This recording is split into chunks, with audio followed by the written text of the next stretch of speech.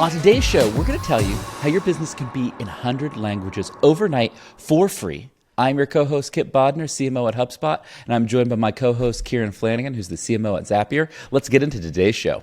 Yo, Kieran, what's up, man? How you doing? I'm doing good. I have some big news for our listeners. Big news. Oh. Two exciting things happened this week, Kip. I got my AI robot delivered, and I got into the local tennis club after 18 months of being on the waiting list. So hold on. As soon as you bought an AI tennis robot, they then let you play tennis with humans? They're like, this guy is super serious about the art and craft of tennis. Let him in here with his little robot. Just me. I will literally pay anybody who wants to go and be the videographer and follow Kieran and his sad little tennis robot into the club. I can see like Kieran have the little robot on a leash, like walking beside him, and they go and play tennis at the far end of the club by themselves. Like I need that video on this YouTube channel. If there's any way, come on. So there you go, opening up an AI-heavy show with some of the best AI updates we have with a story about a robot. That's the way you transition. Okay, Kieran, I want to tell you about an update that came from a company we have talked about a ton on this show in terms of AI innovations, Meta.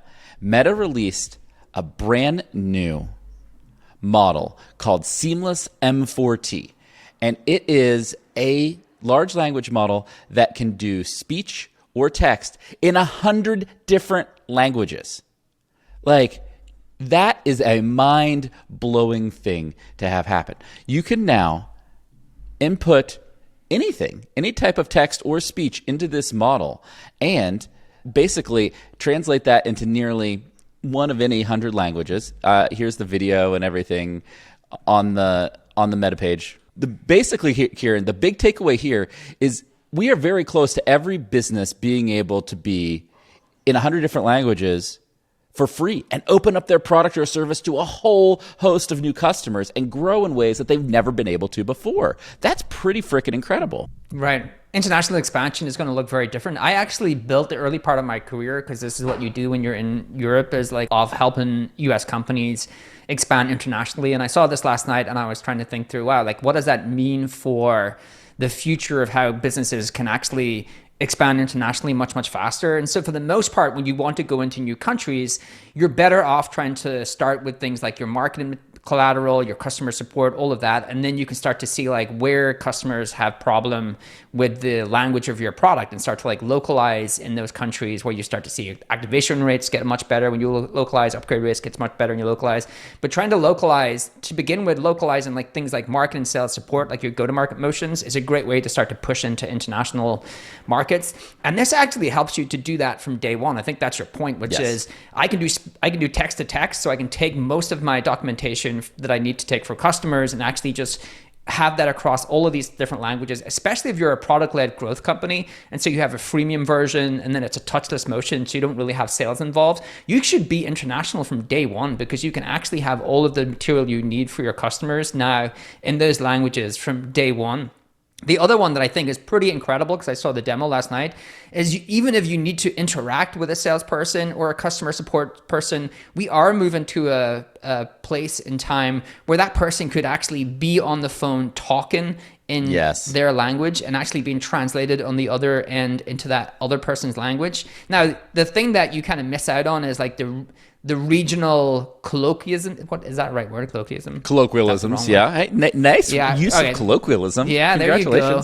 So, nice so you might, the regional nuance that those people really care about. For the most part, in my experience in international, people don't care as much as you think. They don't care if the Z is the S or the S is the Z. I think that is just an excuse people use to waste more money internationalizing. So I think businesses, in particular PLG businesses, this is huge, right? You can actually be international from day one for most PLG businesses, even for those who start in the States, because they are freemium, because they are touchless.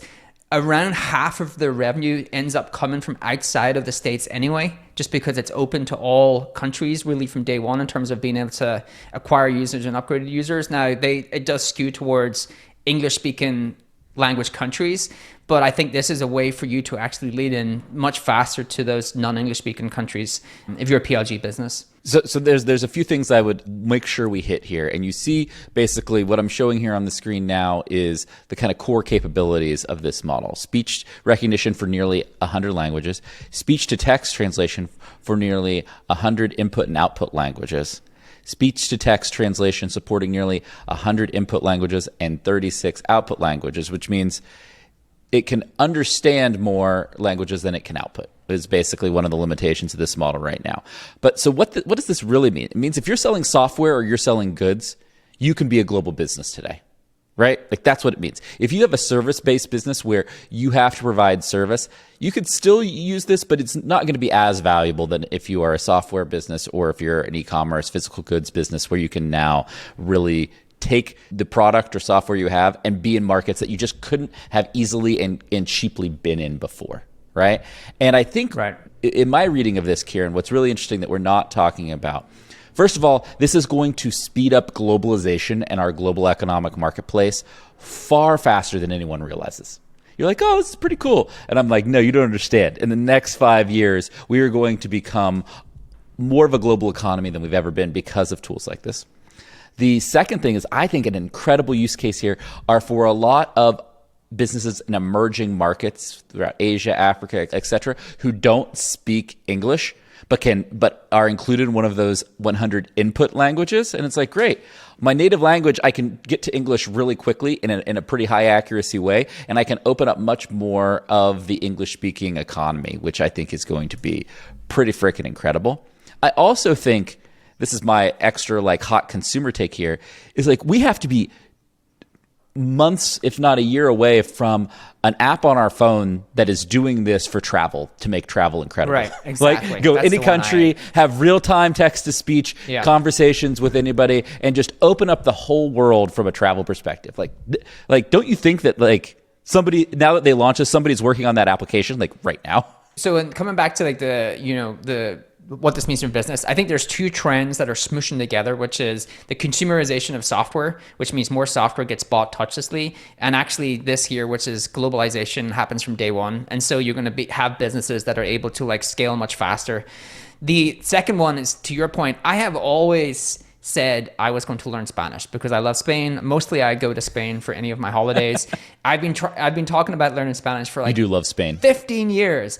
And now my laziness has paid off because I've waited to such a time where I will not need to do that because I'm going to get the app that's going to sit around my neck because it's going to translate from my voice, so it'll be translated, and by the time I speak, it's going to actually have the Spanish language, and so I will not need to learn. That is the world that I want to live in. That is the world I think we're going to move towards, which you'll have the app. Funny enough, in my watching poker, because I have to bring it back to like my weird thing about watching poker to go to sleep.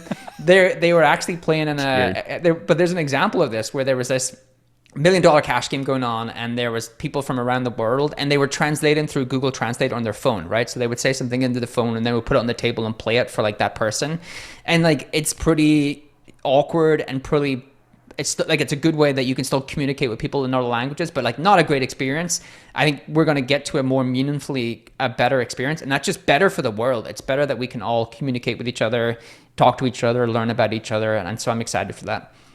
Yeah, it's going to be awesome. I'm sure there will be some downsides of this that will come out, but the fact that any business can now be in at least the 36 output languages by default, but really it's inclusive to 100 languages right now, is a huge game changer for how we globalize and how we do business and we grow our businesses across markets. So huge shout out to the Meta team. This is a big breakthrough as we are going through the large language model kind of cycle and development phase. And Meta clearly has got some awesome work happening that's going to unlock a bunch of potential. This has been one of the biggest weeks in AI in a long time. It's incredible. We are here for you. We're going to be back with more marketing, business, AI, news, commentary very soon on Marketing Against the Grain.